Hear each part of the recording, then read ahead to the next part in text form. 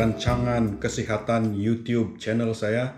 Terima kasih karena sentiasa menonton. Terima kasih kepada semua yang sudah subscribe. Oke, hari ini saya baru saja selesai bereksersis di dalam rumah.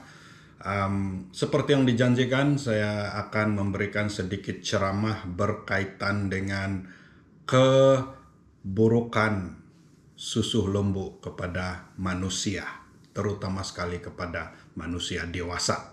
Kepada kita inilah, kebanyakan kita ini sekarang dewasa sudah. Yang budak-budak, yang baby itu ada lain dia punya segmen kesehatan. Oke, mari kita perhatikan satu persatu. Ada banyak keburukannya susu lembu ini untuk kesehatan manusia dewasa. Kamu boleh Google juga kalau mau, cari sendiri di dalam internet. Nah, tapi kalau mau cari itu kena pandai juga. Kalau kita mau cari itu jangan sengaja cari maklumat-maklumat daripada mereka yang menjual susu. Orang yang menjual susu ataupun orang yang ada kepentingan dalam perkhidmatan penjualan susu, penternakan lembu dan sebagainya, memang lebah diorang punya komen itu akan semuanya positif. Dan pada masa yang sama jangan juga pergi baca komen-komen dari ataupun Facebook ataupun website dari yang memang tidak suka dengan susu ataupun yang ada penyakit yang disebabkan oleh susu, karena diorang pun akan bercerita tentang yang negatif saja, yang tidak bagus. Jadi kalau kita mau baca tentang kebaikan atau keburukan susu lembu ini, coba cari puncak yang neutral. Puncak yang neutral artinya dia tiada keuntungan, kepentingan penjualan susu, dan pada masa yang sama dia tiada masalah negatif ataupun bukan seseorang yang pernah sakit disebabkan oleh susu dan sebagainya. Contoh yang paling ketara adalah independent newspaper kita bilang, ataupun majalah-majalah ataupun surat kabar utama yang tiada kepentingan di dalam susu. Jadi diorang ini kadang-kadang diorang bagi balance view ataupun pandangan yang seimbang, sehingga kita sendiri bila kita baca itu kita boleh membuat andaian. Tetapi kalau kita lebih kritikal, kita mau lebih tahu lebih lanjut berkenaan dengan kebaikan atau keburukan susu, boleh cek sendiri di dalam Google Scholars. Bukan Google biasa, tapi Google Scholars. Kita type benefit of cow milk. Jadi kau kena baca lah tuh kajian. Kajian selalunya memang boring mau baca. Tapi kalau kau memang terlampau berminat dan bersifat kritikal, terpaksa juga baca kajian. Nah, itu yang saya buat selalu. Saya type di dalam Google Scholars, dan malangnya untuk susu lembu ini kebanyakannya tiada bukti yang kukuh tentang kebaikan ataupun benefit untuk orang dewasa. Untuk bayi di bawah 2 tahun memang ada kebaikan dia, ataupun kanak-kanak yang sedang membesar memang kadang-kadang ada kebaikan dia, itu pun sangatlah sedikitnya. Sebaik saja kanak-kanak itu sudah mulai pandai makan minum seperti orang dewasa, terus kurangkan penggunaan susu karena lagi banyak keburukan daripada kebaikan. Kalau kajian yang dilaksanakan terhadap orang dewasa buktinya sangat lemah. Orang bilang lebih kepada perkataan barangkali lah, mungkin lah, perlu kajian lebih lanjut lah. Ada yang lagi ketara bilang tidak ada langsung kebaikan. Ada lagi yang lebih ketara bilang malahan memberi, menyumbangkan kepada keburukan dan sebagainya. So itu cara kita kalau kita mau cari sendiri, kita Google sendiri, kita kenalah rajin membaca kajian dan juga pandai sikitlah dalam bahasa Inggris, karena semua sumber ini selalunya dalam bahasa Inggris lah. Bila sudah tukar pergi bahasa Melayu, lain-lain sudah bunyi dia. Oke, mari saya kasih tahu 5 keburukan susu lembu yang sudah dikenal pasti, yang semua orang sebenarnya sudah tahu. Tidak tahu kenapa masih lagi ada orang tanya kenapa susu ini tidak bagus dan sebagainya. Oke, yang pertama sudah saya sentuh tadi. Tidak ada bukti dalam kajian yang kuat menunjukkan bahwa susu lembu ini bagus untuk orang dewasa. Berhabis sudah saya baca, tiada bukti. Bukti ada pun kita bilang, cukup lemah, susah mau percaya. Itu yang pertama. tidak ada bukti kukuh tentang kebaikan susu lembu bagi mereka yang sudah dewasa. Oke. Yang kedua, kebanyakan manusia di dunia ini sehingga 70-75% mempunyai masalah yang dipanggil lactose intolerance, terutama sekali orang Asia. Kita mempunyai masalah lactose intolerance, artinya kita tidak dapat mencernakkan susu laktosa di dalam lembu punya susu tadi. Jadi bila tidak dapat dicernakan, dia menyebabkan banyak masalah di perut.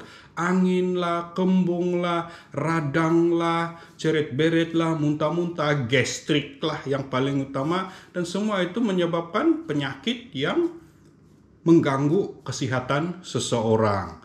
Jadi ingat, 70 hingga 75% manusia di dunia ini tidak ada enzim yang dapat mencernakan itu laktos. Masa budak-budak baby dulu laktos ini senang dicernakan karena mereka mempunyai usus yang masih sehat, belum cedera oleh makanan yang tidak sehat dan sebagainya. Dan mereka ada itu enzim lactase, kita bilang, yang boleh mencernakan susu ini dengan bagus. Jadi semakin mereka membesar, semakin kurang enzim lactase ini di dalam usus, maka semakin bermasalah lah pengambilan susu. Lagi-lagi kalau sudah besar, hampir tiada sudah itu lactase. Yalah, minum sikit-sikit mungkin tidak masalah, tapi kalau dia jadi minuman kegemaran setiap hari, confirm perut itu akan ada masalah, ada problem karena tidak dapat mencernakan laktosa di dalam susu lembu tersebut. Itu yang kedua. Kebanyakan manusia, terutama sekali Asia, tidak mempunyai enzim yang cukup untuk mencernakan laktosa di dalam susu lembu tersebut. Yang ketiga, susu lembu ini banyak pencemarannya, terutama sekali yang sekarang inilah. Jangan banding zaman nenek moyang kita dulu, zaman dulu yang tidak ada commercialized milk production, kita bilang, belum dimarketkan, belum diberi perniagaan, unsur perniagaan yang hebat. Susu lembu sekarang terlalu commercialized, terlalu terlibat dalam bermacam-macam industri penghasilannya, sehingga dia tercemar dengan antibiotik, tercemar dengan hormon-hormon, tercemar dengan bahan-bahan baja kimia, tercemar dengan jangkitan-jangkitan kuman dan virus. Semua ini ada tercemar dalam susu lembu tersebut. Dan susu lembu itu dengan sendirinya menjadi tidak sehat karena aktiviti industri persusuan yang begitu tidak sehat sekarang ini. Tidak kiralah di dalam negeri kah, di luar negara kah, semua lembu diorang ini diorang kasih jarum antibiotik supaya tidak senang kena kuman kunun. Diorang kasih jarum hormon supaya gemuk besar ini sapi dan rajin menghasilkan susu, banyak dihasilkan dengan suntik hormon. Lepas itu makanan lembu ini selalu kita pikir, oh rumput yang cantik dan sehat. Malangnya makanan rumput itu sedikit saja, yang lebihnya dimakan dengan baja, dikasih makan baja karena yalah lagi besar dia punya industri, lagi banyak lembu dia.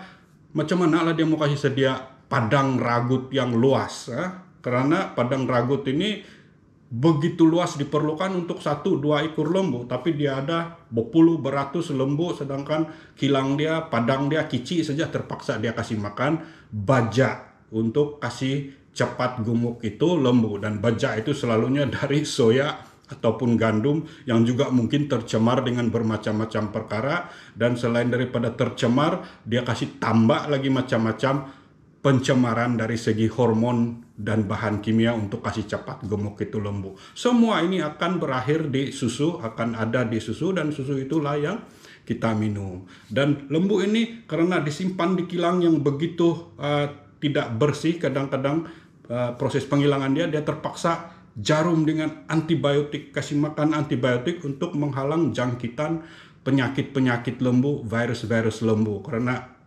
itu lembu semua hidup di dalam kawasan yang terlalu sempit, sesak dan sebagainya, banyak penyakit. Jadi perlu dikontrol dengan antibiotik.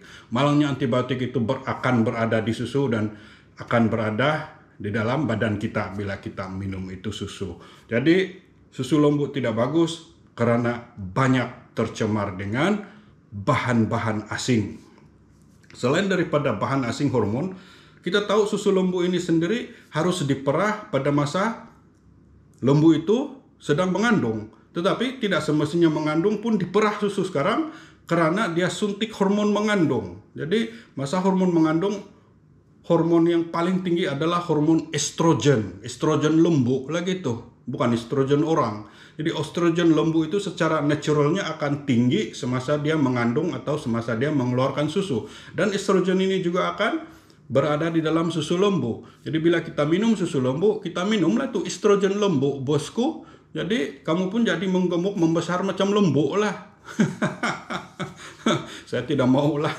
Oke, so bukan saja tercemar dengan hormon luaran, tetapi susu lembu itu sendiri sudah banyak estrogen lembu ataupun hormon lembu yang juga ada kesan terhadap kesehatan manusia. Oke, yang itu yang nomor 3. Yang keempat, susu lembu ini sangat menyebabkan radang ataupun orang bilang very inflammatory. Bila kita cakap very inflammatory, very menyebabkan radang, artinya dia menyebabkan banyak masalah seperti allergic, selalu orang komplain allergic tapi masih kuat minum susu.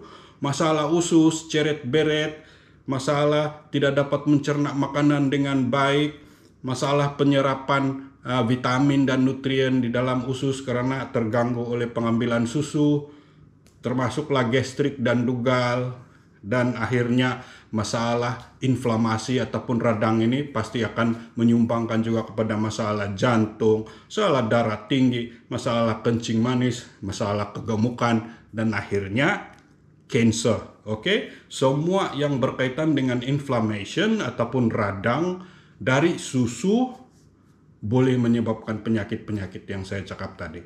Kenapa susu lembu ini sangat inflammatory, sangat menyebabkan radang? Pertama sekali, struktur susu lembu ini adalah untuk lembu, bukan untuk manusia. Jadi bila dia masuk di dalam badan kita, sendirinya badan kita akan kenal bahwa susu lembu itu bukan natural untuk badan kita. Jadi perlahan-lahan mungkin bertahun-tahun, berpuluh tahun, badan akan mengalami perubahan yang bersifat radang, menyebabkan terjadilah penyakit-penyakit yang saya cakap tadi itu. Dia bukan satu kali minum terus kau mati, tidak. Dia pelan-pelan berlaku, badan rasa terganggu oleh karena kita ataupun badan itu coba menyerap menggunakan susu itu, susu yang tidak sebenarnya sesuai untuk penggunaan manusia. Dia hanya sesuai untuk lembu. Kemudian proses pasteurization, pempasturan susu itu mengubah struktur itu serba sedikit, menyebabkan lagilah tambah dia tidak sesuai kepada penggunaan manusia. Jadi ini juga menyebabkan struktur susu itu menjadi bertambah meradang, menyebabkan radang di dalam usus, di dalam badan kita. Itu yang keempat, susu lembu itu sebenarnya bersifat very inflammatory, sangat menyebabkan radang usus. Yang keempat.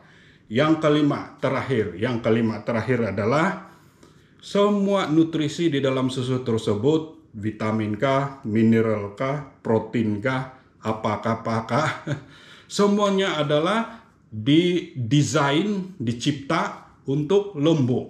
Jadi bila kita makan, kadang-kadang dia tidak berguna untuk kita ataupun tidak sesuai untuk kita. Memang dia ada kalsium, dia ada magnesium, dia ada protein W dan protein casein. Semua ini protein yang dicipta ataupun dia punya struktur molekul itu isomerism dia kah, apakah bentuk dia dicipta khas untuk anak lembu. Bila kita makan, terutama sekali kepada orang besar yang sudah tidak ada itu enzim untuk mencernakannya, semua vitamin, nutrisi ini kadang-kadang kita tidak dapat pakai. Bahkan bukan saja tidak dapat pakai, tapi mengganggu lagi penyerapan nutrien, protein, vitamin, mineral yang lebih sesuai untuk diri kita. Dia kena rebut itu proses penyerapan oleh protein, vitamin, mineral yang tidak sesuai ini. Yang sesuai pula tidak kena serap, yang tidak sesuai dari susu lembu pula akan terserap dan mengganggu kesehatan kita. Oke, itu yang kelima. Semua nutrisi di dalam susu lembu itu sebenarnya tidak berapa sesuai untuk digunakan oleh badan manusia. Sebab itu dalam posting saya katakan bahwa kalau mau cari kalsium, pergilah makan sayur, karena kalsium yang susu lembu dapat itu, yang lembu dapat itu pun dari rumput dia juga, dari sayur dia. Yang dari tumbuh-tumbuhan itu lebih sesuai untuk badan kita berbanding yang dari susu lembu. Oke, so itulah 5 keburukan susu lembu yang saya dapat katakan dan sampaikan dalam bahasa yang begitu mudah. Saya ulang kembali, yang pertama, tidak ada bukti kukuh bahwa susu lembu itu bagus untuk orang dewasa. Yang kedua, kebanyakan kita 70-75% masyarakat Asia ini, masyarakat dunia ini ada masalah pencernaan laktosa di dalam susu lembu tersebut, menyebabkan berbagai-bagai masalah usus. Yang ketiga, banyak pencemaran di dalam susu lembu. Bahan kimia, antibiotik, hormon, baja, macam-macam.